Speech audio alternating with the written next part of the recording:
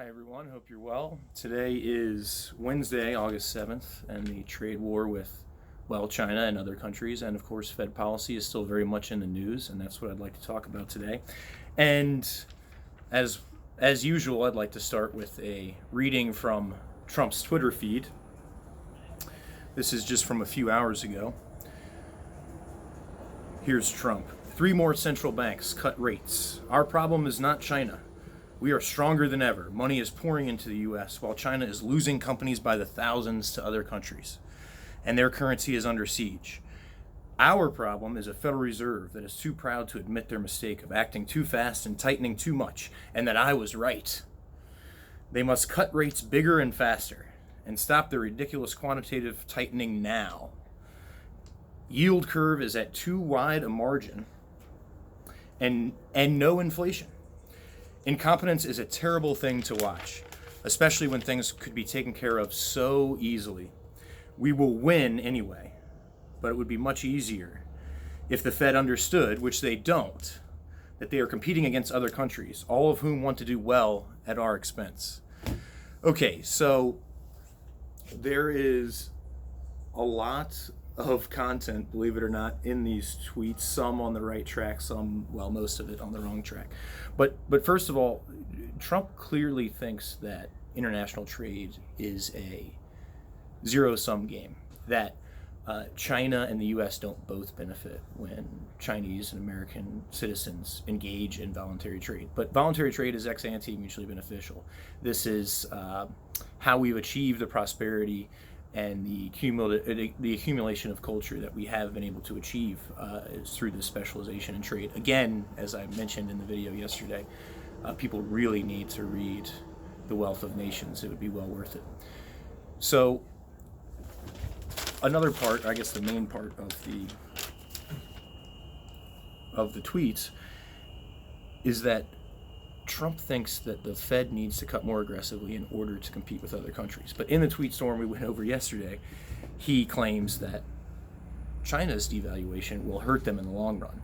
And my question for him, if I was talking to Trump now, would be, why will devaluation hurt China in the long run and not hurt the U.S. in the long run? Why wouldn't the U.S. be better off remaining, or the dollar remaining the world's reserve currency, and us benefiting from the myriad benefits we get from that,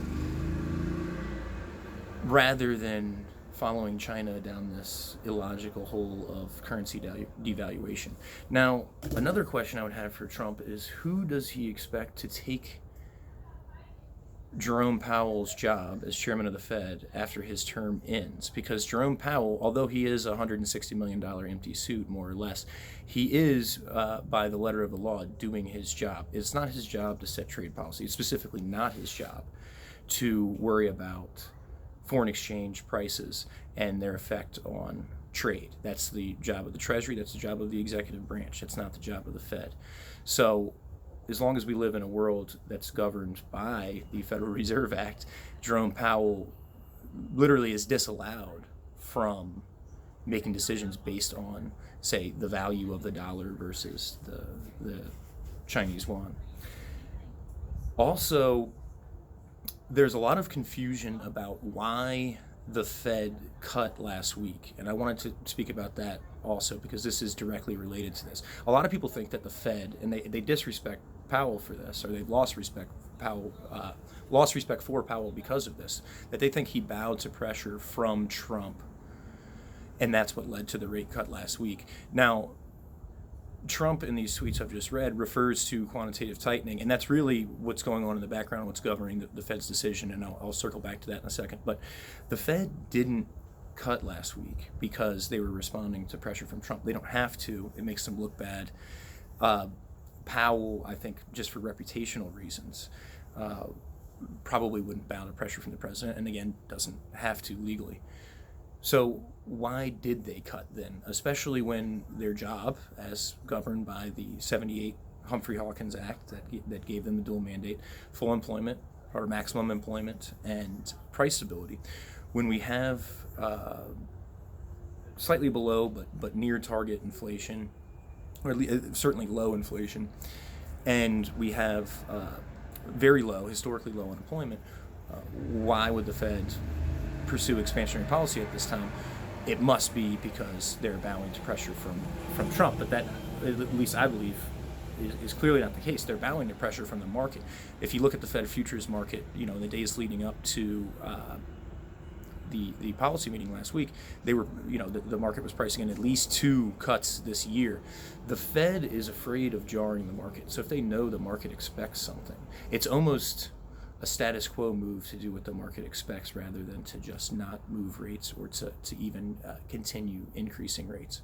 So for fear of surprising the markets and shocking them into an effect that Powell knows he would be blamed for, that the Board of Governors knows they would be blamed for, at least by Trump and many other people, frankly, they did it to avoid that. So it was a weak move nonetheless. It wasn't fully justified, I don't think, economically by the data, despite what the Fed says. Of course, every release they say, every press release they do after a meeting, including this one, will say, "Oh, we did it, to follow the dual mandate and to do everything exactly right, and we're so data dependent, and you can really trust us. We're masters of the universe." Right? That's always going to be what they say, but of course, it's never going to be what's really going on. So Trump at least sees that, right? But he's certainly, his understanding of economics is so inadequate to discuss these issues or to set trade policy, to try to tell the Fed what to do. It's really like many things, it's quite embarrassing. I'm embarrassed for Trump because of this, and of course he's calling the Fed incompetent and saying they don't understand. He doesn't even understand what the Fed's job is. Now, whether the Fed does a good job, whether they should have a different job, those are different questions. But Trump appointed someone to a job and is now deriding them publicly for doing it. So that's shameful. Okay, so I didn't get any questions or comments yesterday. I hope those of you that did watch it enjoyed it despite the mic issues. The new mic should be here tomorrow, so hopefully the video quality will continue increasing. Let me know if you want me to talk about anything. Otherwise, I'll continue seeing what Trump's Twitter feed inspires me to talk about. I hope you enjoyed. See you later.